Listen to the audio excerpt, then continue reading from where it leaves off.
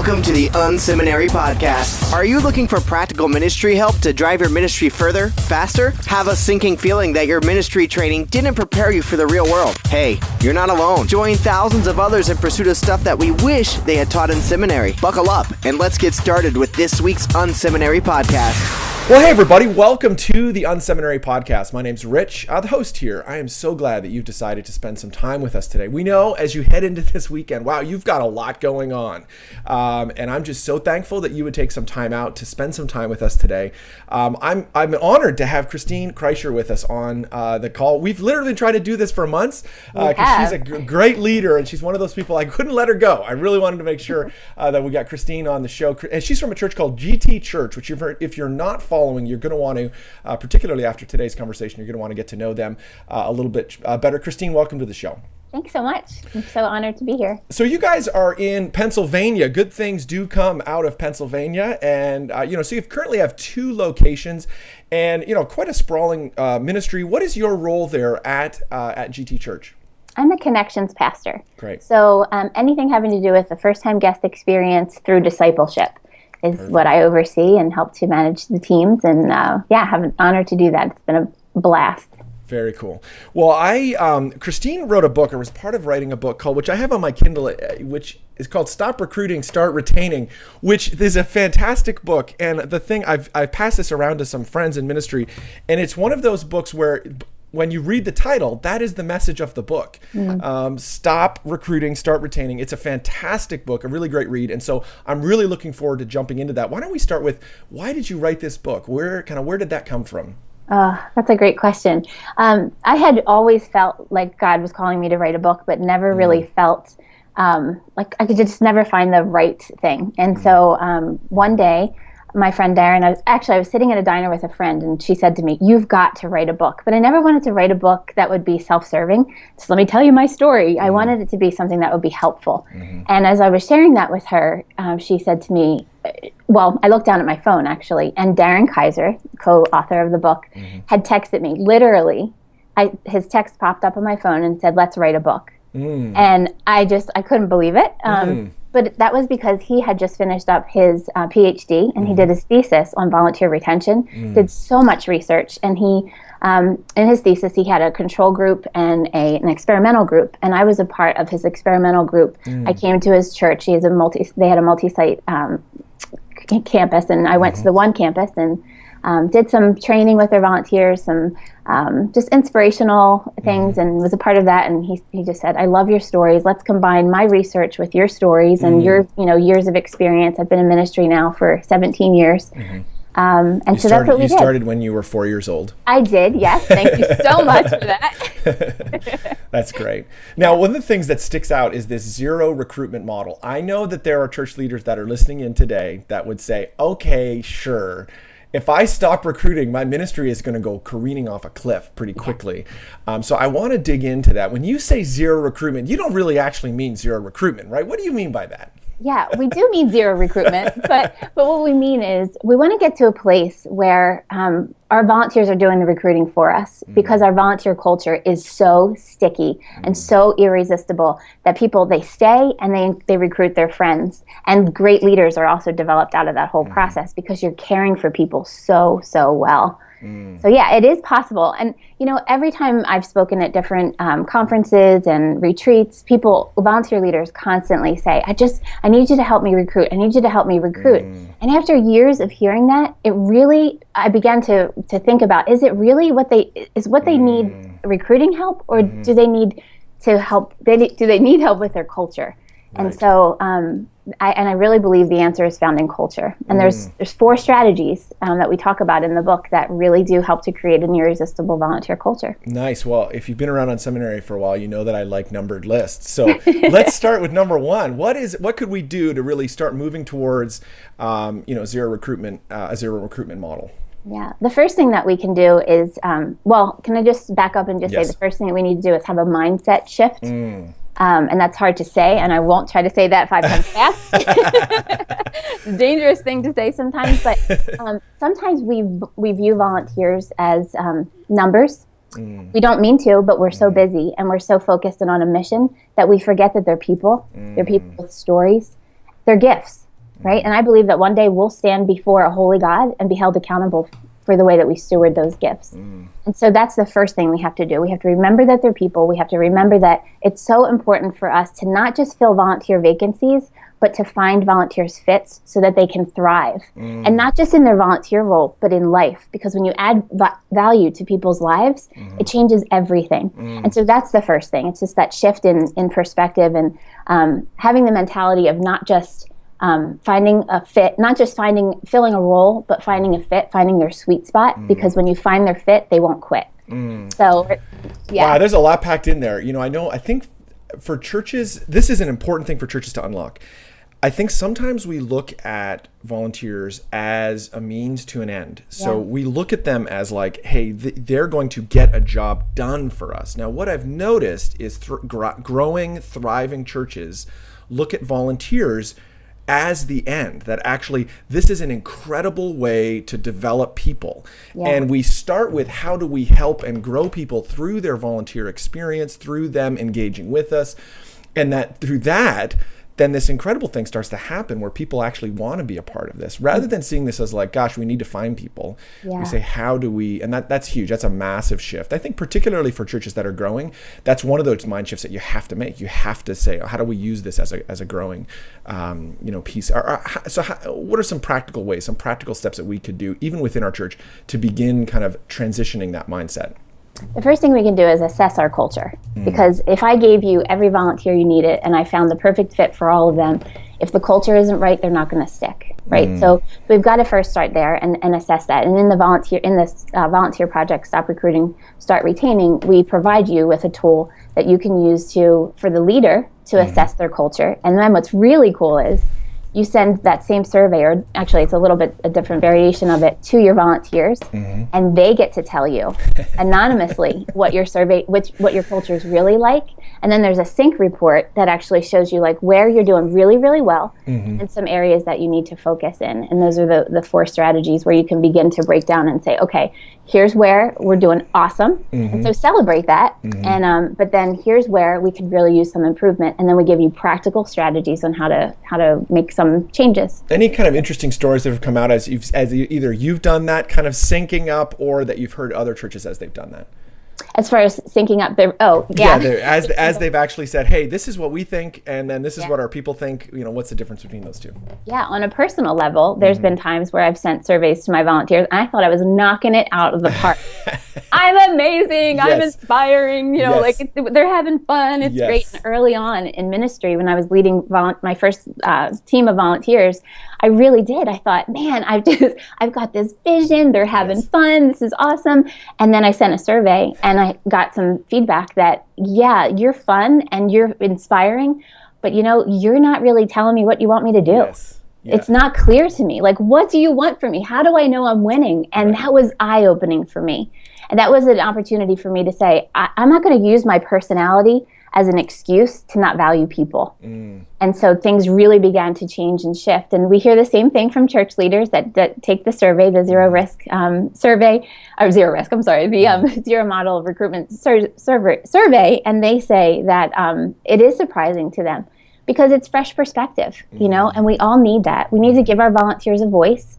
They need to be heard, because when they feel heard, it's another thing that adds value, and they stick. I know, big part of leadership, the first step of leadership has been said actually is just to define reality. Like, we have to start with where are things actually today. I think sometimes particularly leaders who, and obviously I sense, and you tell that story in the book and I was like, oh, I can resonate with that. It's like, we're having fun and casting vision, but what am I supposed to do? I'm like, I think I've done that. But I think particularly for leaders who are more visionary and who are more, kind of future oriented, we can kid ourselves into saying, no, it's a great experience because we're living in this kind of dreamland, and that may not actually be connected to reality. And so obviously, taking a survey that you provide in your book is a great starting point for people. Now, that has to move into some sort of process. I'm assuming has to move into like, how do we actually step through, kind of ensuring that there, is a kind of a great service experience for people. What are you doing at GT to kind of help that?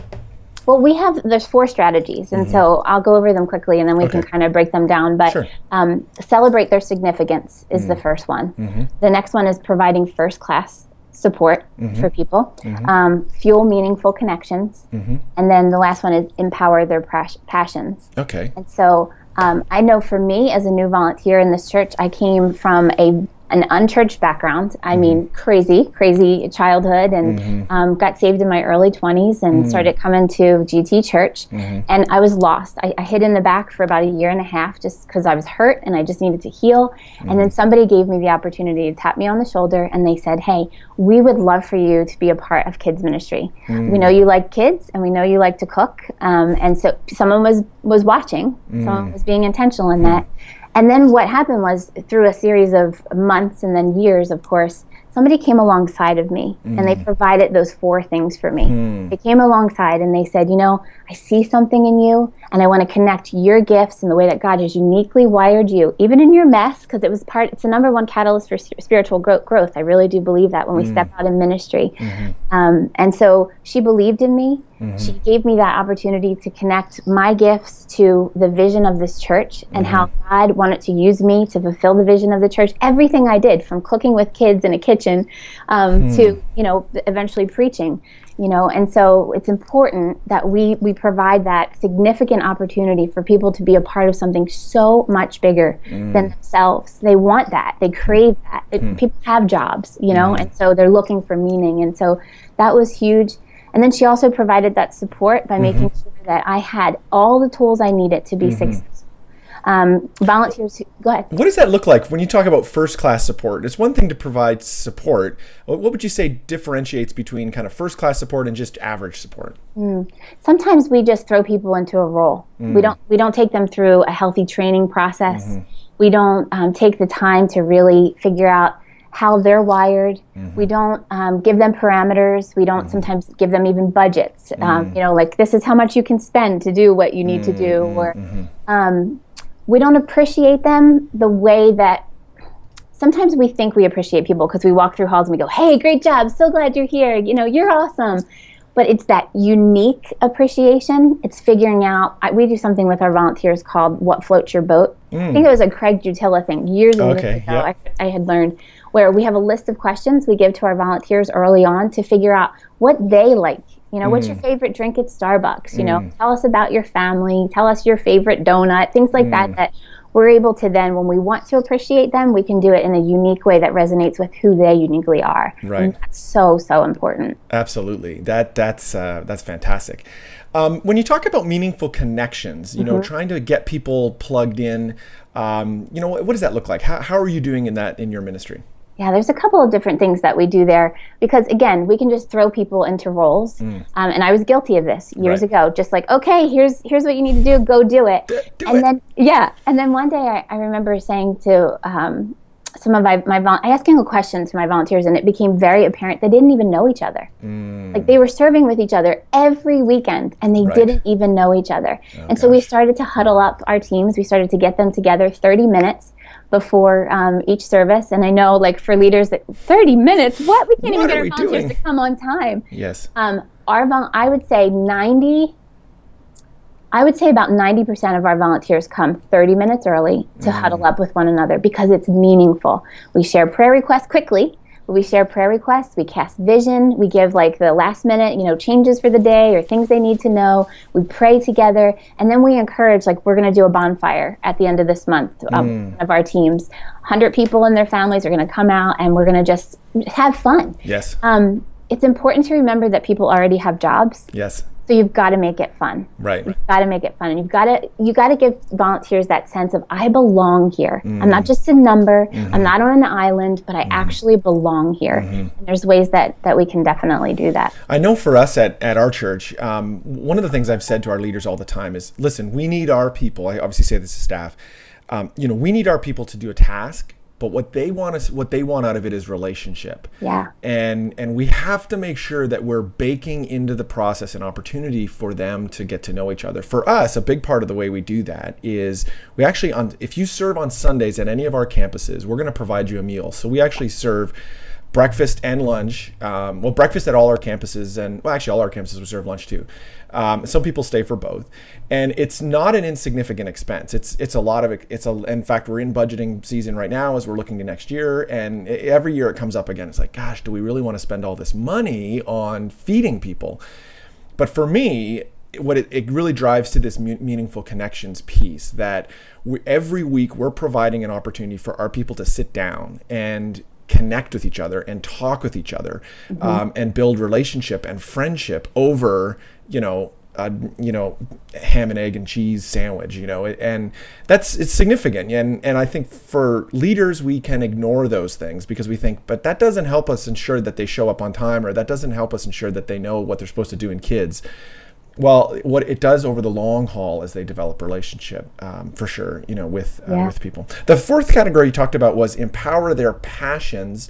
Don't we just need them to do stuff for us? Why are we empowering their passions? Obviously, I'm being facetious. Tell me about, part 4 really here.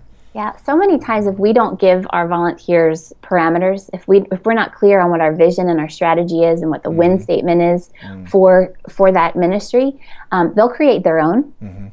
And that's a dangerous place to be. And so we want to empower people with the tools that they need. Yes. We want to give them the parameters, and then we want to set them free to lead. We don't want to micromanage, right? They're all unique. They have great personalities and gifts that are all unique to them. And so we want to be sure that they're able to we want to set them free to be able to lead and minister in their unique way, but within the parameters that we set for them, so that they don't create their own. Just creates a much healthier culture and environment. Fantastic. There's a lot we could cover here. In fact, there's a book full of content. Obviously, we're going to encourage people. Listen, if you've listened to the podcast for a while, you realize I don't have a lot of authors on my podcast. In fact, I turn down more authors than I have on, because a lot of times it's just shilling for books. I only have authors on that I really want people to pick up their book, and this is one of those books. And so I really hope that you'll buy this book. I'm not getting anything off this. Well, I guess if you buy it through my link on my site, I'll get something from Amazon. But I really do want you to pick it up. I think this is a great book, particularly for church staff. I think if you're on staff at a church, I think this would be a great book for you to buy, have with your team, and wrestle through what we're talking about here, because we're talking about a significant shift. I know for me, it's a challenge. When I read this book, I was like, gosh, man, there's so much we need to work on. And I feel like we have a pretty positive volunteer culture at our church, and I think we have a long ways to go. So, Christine, before we jump on to the rest of the episode, is there anything else you'd like to share? Yeah, I think one of the things that all ministry leaders need is for their jobs to be easier, right? And I think that when you, like you said, you read the book and you're like, oh gosh, there's work to be done. But here's the thing, once you do that work and you are intentional about making some changes and helping to create an irresistible culture, your job gets so much easier, because your volunteers are sticking, because they're doing your recruiting for you. And the leaders that emerge from a culture like this, I can't even begin to tell you about that. I mean, and that's something we could talk about forever. And that's one of the most rewarding things that come out of that. When people find their calling, when they find their, they come alive, and you get to have a front row seat in that, there's nothing like that. This is the unSeminary podcast. Stuff you wish they taught in seminary. Today we've had Christine Kreisher on the phone. It's been a great conversation talking through her book, which is all about volunteer retention and really stopping recruiting and starting volunteering. So, Christine, we're going to ask you a couple questions that we ask everybody that's on the show. What is an online resource that you're using these days that's helping you out? I'll tell you, I'm just dabbling with Evernote now and loving that. Yes. So that's helping with message preparation and all that good stuff. But most people know about that, I would think. That, Yes. So, but one thing that I am loving right now, I'm learning and just became certified in something called Zero Risk. And it's actually a hiring tool. It's based on the Hartman Kinzel profile. But it is not just a hiring tool. There's also so much more. There's a leadership development program that goes along with it. And so we're starting to implement some of those things with our staff, certainly using it as a hiring tool. And it has revolutionized the last several hires, the way that we hire and the people that we've selected. Phenomenal. Very cool. Tool. So that's just the zero risk assessment. Is that zero? What would you, if we were looking for that, where would we find that online? Yeah. So Clear Direction is the leadership development tool. Zero Risk is something that you could just Google search. Yeah. Okay. And the Hartman Kinzel. Okay, great. What's a book you've read in the last 6 months or so that's had an impact on your ministry and thinking? I'm going to talk on a personal level right now because there's tons of great books out there for ministry. But just as it pertains to self-care, as ministry leaders, it's something that we don't always do such a great job in. And I really believe it breaks God's heart. And so The Best Yes by Lisa First has been so life-giving to me personally. Very cool. Yeah, love it. Very cool. What's another ministry you're looking to that you're learning from these days? Besides yours. Besides you and your awesome blogs. And I'm serious. You have been, I was just talking to our pastoral staff yesterday about your coaching. I don't know if you remember, it was probably about 2 years ago as I started to take on assimilation and discipleship. I just reached out to you and said, I was amazed. You spent an hour and a half on the phone with me. And at the end, I was like, how much do I owe you? And you were like, Christine, I'm loving to just talk with you and strategize with you. And those were huge moments for us. North Point Ministries, of course, Rethink, Reggie Joyner has been such a huge inspiration in my life and in my family's life. And so that's huge. Cool. Yeah. So good. And then my friend Kerry Newhoff, I know you said you really like him as well. He's such a great guy. Kerry. I always want to push people towards Kerry. He's a fantastic leader for sure, definitely. And if you're not watching this, you've got a big orange wall behind you. Which is always a giveaway to people in ministry. I'm like, oh, clearly they've been to Orange, so which is fantastic. Yeah. Obviously all great, fantastic ministries. If you could get 15 minutes alive with any leader today, with any leader that's alive today, who would you want to get that with and why? I'd have to say Andy Stanley. I just so appreciate his authentic leadership. The way that he thinks strategically, I just love that. So true. Yeah, he's just been, his book, Deep and Wide, I mean, it was like sitting down and having a conversation with him. Fantastic. That was a huge one for us as well. Absolutely. He's a little bit of the Pope, let's be honest. Right? I think, we all would like to kiss Andy Stanley's ring at some point. So I probably shouldn't say that because that probably just disqualified me from ever meeting him. Actually, it's a funny story. I'm going to see if I can dig it up. We've got this picture years ago. We took our staff down to their conference, the Drive conference, and we were like, I think it was like the second most people from a single church or something like that. And so they had this lunch for our lead guy, Tim, with Andy. And they got this picture, him and Andy standing together, and Andy looks so uncomfortable to be standing beside Tim. It's like he's got his arm around him and he's like, I gotta see if I can find that picture and put it on the podcast notes here because it's a fantastic image. So that's funny. Love Andy Stanley for sure. All right, well, I know you're busy. There's a lot of incredible things going on. At some point, we'll probably be hearing from GT Church again. There's some incredible things that have happened at this church in the last 6 months to a year that I'm hoping at some point in the future we'll be able to talk more about on the podcast. If you're not following them, you should. But I'm sure things are busy there. You're an author, helping a lot of church leaders. When you're doing all that, how do you just have fun? What do you do to kick back and relax? Oh, a couple different things. I love hanging out with my husband, and I have 3 boys, nice. 26, 18, and 16. Wow. And so we love to just go to the lake and fish and hang out. But I also love to travel. I've been just blessed to go to a couple of different places, and cool. Dubai has been my favorite. Wow. And so that was What was Dubai like? What did you like about that? I love the people. I loved the ethnic diversity. We went actually, it was through Orange, Darren Kaiser and his wife Becky and Steph, co-authors of the book. We went, actually the bones of the book were written in Dubai because we did a lot of family ministry training there. Oh, interesting, cool. With a church called Gateway Church, and it was just incredible. Everything is bigger, better, cleaner. Yes. The food was amazing. Yes. So that was just an incredible opportunity. And Very then cool. last year went on a missions trip to Kenya and went on wow. a safari in the Masai Mara Reserve, and oh my goodness. Very cool. Very cool. Well, we could geek out about that. I was on safari last summer in Rwanda, in Akagera, and it was same. I put it up there with one of my top 5 days of my entire life. It was incredible. So very cool. Well, thank you so much, Christine, for being on the episode. So glad that you could spend some time with us today.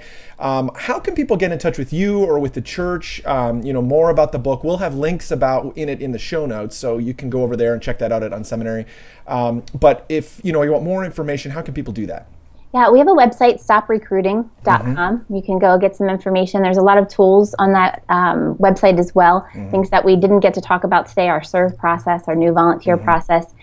So some practical things that you can actually start to utilize right away. And then that gives you information about the book and where to get the book as well. On Twitter, I'm Christine Kreisher, Kreish. So our church, we have a Facebook page, GT Church. I would say definitely check that out. We have an awesome, our lead pastor is coming back to preach for the first time after a horrific accident 4 months ago. And so it's going to be an incredible weekend here. So pray for us, if you would, please.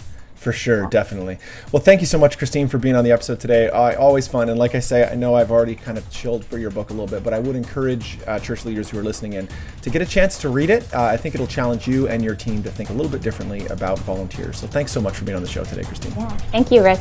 Thank you for tuning in to this week's unSeminary podcast. Don't be shy. We'd love to connect. Check out unSeminary Inbox. You can sign up at unSeminary.com, and we'll send you helpful training resources every week. Plus, you'll gain immediate access to our exclusive members area with tons of resources you can use. Connect with Rich on Twitter at Rich Birch or through email, rich@unseminary.com. Don't forget to check out the show notes for this episode at unseminary.com. It includes links to what we talked about today and more. Leave a comment. We'd love to hear from you. Did you enjoy today's episode? Drop by iTunes and leave a review. Thanks again for tuning in to this week's unSeminary podcast. Join us next week when we'll learn more stuff we wish they taught in seminary.